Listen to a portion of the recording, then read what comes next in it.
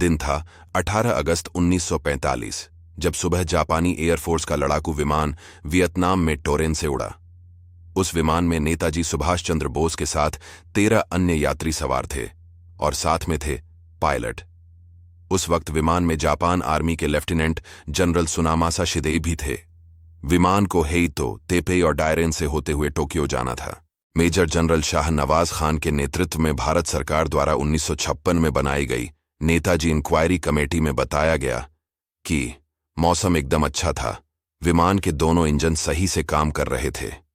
Pilot ने अचानक तय किया कि विमान को हेइतो में नहीं उतारेंगे, सुबह या दोपहर होने से पहले सीधे थेपेई में विमान को उतारेंगे। जापानी वायुसेना के अधिकारी व उसी विमान के यात्रियों में से एक मेजर तारो कोनो ने बताया, मैंने पाया कि विमान में बाईं ओर लगा इंजन ठीक ढंग से काम नहीं कर रहा है। उड़ान भरने से पहले मैं विमान के मशीनी भाग की ओर गया और पाया कि इंजन ठीक ढंग से काम कर रहा है। कैप्टन नाकामुरा, जो एयरपोर्ट के ग्राउंड इंजीनियर इंचार्ज थे, उन्होंने बताया कि बायां इंजन डिफेक्टिव था। पायलट ने मुझे बताया कि वह इंजन एकदम नया है। पायलट ने मुझे टेस्ट फ्लाइट करके भी दिखाई। जिस वक्त नेताजी का विमान क्षतिग्रस्त हुआ, उस वक्त कैप्टन नाकामुरा ग्राउंड ड्यूटी पर तैनात थे। सुभाष चंद्र बोस के एडीसी और सहयात्री कर्नल हबीबुर रहमान ने बताया, एक बड़ा धमाका हुआ और विमान हवा में क्षतिग्रस्त हो गया। विमान क्षतिग्रस्त होने के बाद का मंजर कैसा था? कैप्टन नाकामुरा ने कहा, उड़ान भरने के कुछ ही देर बाद आसमान में विमान बाईं ओर झुक गया और मैंने देखा विमान से कुछ गिर रहा है। बाद में मैंने पाया कि वह विमान के इंजन का एक भाग था। विमान में धमाका जमीन से करीब 30 से 40 मीटर की ऊंचाई पर हुआ। कंक्रीट रनवे से करीब 100 मीटर की दूरी पर विमान क्षतिग्रस्त हुआ और उसके आगे के हिस्से में तुरंत आग लग गई।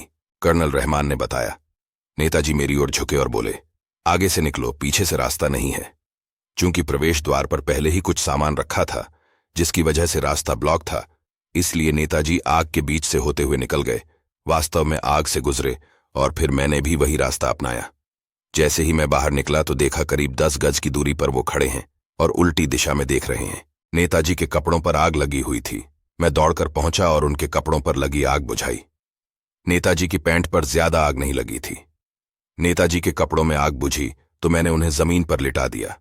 तब मैंने देखा कि उनके सिर पर बाईं ओर गहरा घाव है। उनका चेहरा बुरी तरह झुलस चुका था और उनके बाल जल चुके थे। विमान के मलबे में आग की लपटें उठ रही थीं और चारों तरफ शव बिखरे पड़े थे। तभी नेताजी ने कर्नल से पूछा, आपको ज्यादा तो नहीं लगी? मैंने कहा, मुझे लग रहा है कि मैं पूरी तरह ठीक हूं। आपको कैसा महसूस हो रहा है?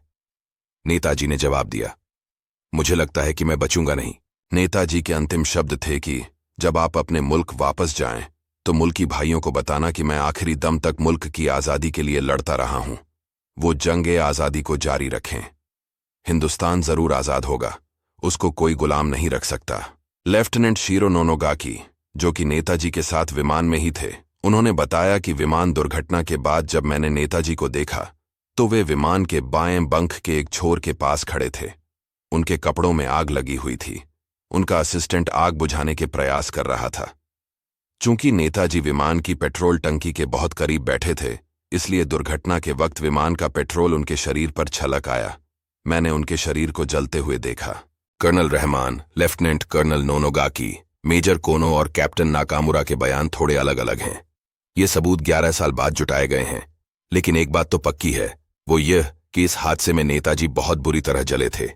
क्योंकि बचाव दल नेताजी को ननमन मिलिट्री हॉस्पिटल लेकर गया था, तब उनकी हालत बेहद गंभीर थी। नेताजी की हालत खराब होती जा रही थी। उन्हें 3 इंट्रावेनस इंजेक्शन दिए गए। 6 और इंजेक्शन उनके हृदय के लिए दिए गए। कुछ खून उनके शरीर से निकाला गया और ब्लड ट्रांसफ्यूजन भी दिया गया। रिकॉर्ड्स के अनुसार शाम करीब 7 या 7:30 के करीब उनकी हालत ज्यादा बिगड़ गई और रात 8 बजे के बाद उन्होंने आखिरी सांस ली। नेताजी की गिरफ्तारी के लिए गई टीम सितंबर 1945 में, जब ब्रिटिश सरकार ने नेताजी सुभाष चंद्र बोस की गिरफ्तारी के लिए एक team messrs Finney, Davis, H K. Roy और के.पी. द को बैंकॉक, साइगांव और तेपेई भेजा, तो वे सभी विमान दुर्घटना की कहानी लेकर ही लौटे। मई 1946 में लेफ्टिनेंट कर्नल जे.जी. विग्गेस को लॉर्ड माउंटबेटन ने इस मामले की जांच सौंपी। उन्होंने 6 अलग अलग जापानी मिलिट्री अधिकारियों से पूछताछ की और नेताजी के सहयात्रियों से मिले। उन्होंने भी यही बताया कि नेताजी की मौत विमान दुर्घटना में हुई। अगस्त 1946 में भारतीय फ्री प्रेस जर्नल न्यूज़पेपर के हरिन शाह तेपेई गए और वे भी इसी खबर के साथ लौटे। अस्पताल ले जाने के बाद नेताजी सुभाष चंद्र बोस के साथ क्या हुआ, यह अभी भी रहस्य बना हुआ है।